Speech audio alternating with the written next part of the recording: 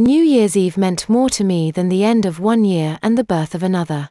It brought me another close encounter with the diapered kind. Okay, it was only my friends Mark and Sean, but that still counts. Mark and Sean were sleeping over and the three of us had decided to stay up to watch the famous New Year's Eve ball descend from the flagpole atop Times Square in New York City. My brother, who was still recouping from his surgery, was spending most of his time in his bed. My sister had gone to stay at a friend's and my parents had gone to bed shortly after 9 that night. So, the three of us had free run of the house and control of the television. We still had a couple hours before the ball would drop, so, to keep ourselves awake, we ate popcorn and drank several sodas while we played a card game called Uno. Sean was the first to lose his pajamas by proclaiming, "It's too hot," and sat there playing Uno wearing only his goodnight. Mark quickly followed suit and stripped down to reveal that he was wearing one of his tenor diapers. I'm not sure if Mark was aware of the fact or not, but it was plain to see by Sean and I that he had already wet. Not wanting to be the only one wearing pajamas, I stripped down to my white Fruit of the Looms and socks. I mean, it is winter, you know. We had the TV on while we played Uno and every so often, it would switch to the local New Year's Eve celebrations. What caught my attention was when an announcer said, "And as the clock strikes midnight, Old Father Time will pass the torch to Baby New Year." I looked up at the TV and standing to the left of the announcer was an old man wearing a white toga and sporting a long white beard. To the right of the announcer was a boy of 9 or 10 at the most. He wasn't wearing any clothes, just a big cloth diaper and a white sash that said, "Baby New Year" in gold letters. "Maximum. Look, quick," Mark said. I'm looking, I exclaimed. "I sure wouldn't want to be him," Sean commented.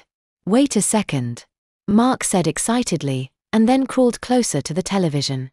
"Mark, get out of the way," Sean said to me. He turned, and with an expression of extreme exasperation, he said, "I know that Baby New Year." "No you don't," I said, "that's on TV in New York." "No it isn't, that is here," Sean explained. "What?" I said to Sean and then asked Mark, "Well, who is he?"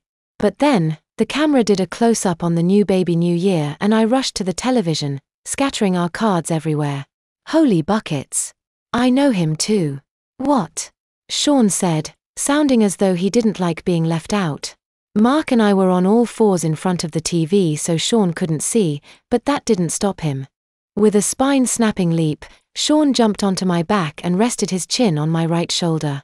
I don't know his name," I said, getting even closer to the screen. "I thought you said you knew him?" Sean asked in an accusatorial tone. I turned my head enough that I could see Sean and said, "I do, but I don't think I ever got to find out his name." The cameraman switched to the old man with the beard. "No, go back to the Baby New Year," I shouted at the television, but it was too late. The camera went to the announcer who said, "Now let's take you back to the Times Square celebration." "Ugh. Bring back the baby, you stupid box," I said to the TV. "So who was that?" Sean asked Mark. Mark scooted away from the TV as he said, "He's in my judo class." "Since when do you take judo?" I asked, feeling more than a little annoyed. Mark smiled. "Since yesterday. It was one of my Christmas presents." "You didn't tell me," I said, even more annoyed. "Yes I did. I said my mom got me self-defense classes," Mark said, scooping at the cards. "Oh yeah, you did tell me that." I relented. With Sean still on my back, I gave him a horsey ride backwards before bucking him off. He hit the floor, knees first and laughing.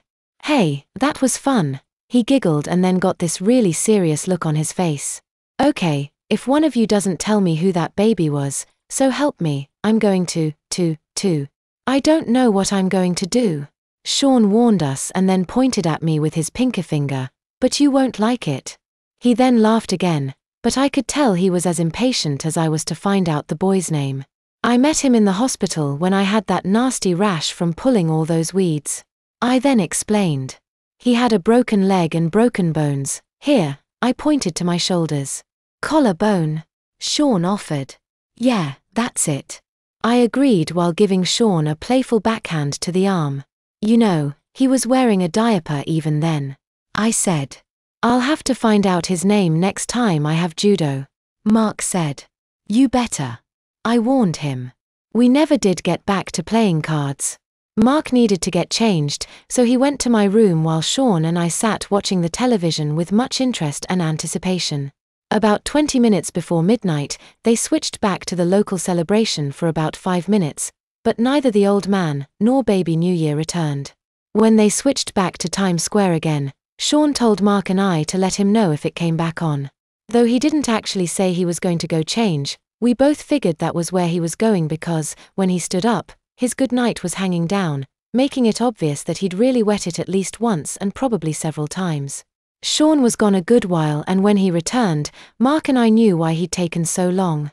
He walked back into the family room wearing one of Mark's diapers, which was really too big for him but still fit and did the job for which it was intended.